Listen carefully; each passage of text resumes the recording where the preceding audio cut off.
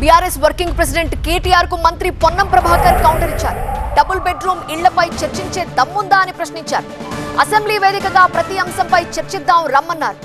ఎన్ని ఇళ్లు నిర్మించారో, పేదలకి ఎన్ని ఉపయోగపడ్డాయో చూపిస్తారా అని అడిగారు. హైదరాబాద్ లో 1,00,000 ఇళ్లు నిర్మించబోతున్నాం, పేదలు ఉండే చోటునే వారికి ఇళ్లు నిర్మించి ఇస్తామన్నారు పొన్నం.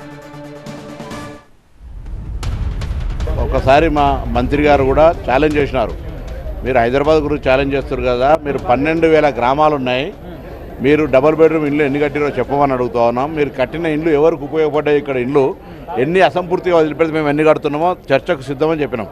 ఇప్పుడు కూడా మళ్ళీ ఏమంటున్నాం అంటే, ఊరికి అధికారంలో ఉన్నప్పుడు తాపకోసారి గిల్లి చర్చ అంటారు కదా, అటువంటి అన్ని అసెంబ్లీలో మాట్లాడదాం రండి. అసెంబ్లీ మనకు ఒక ఫోరం ఉంది, రాజ్యాంగ ప్రమాణం చేసినాం.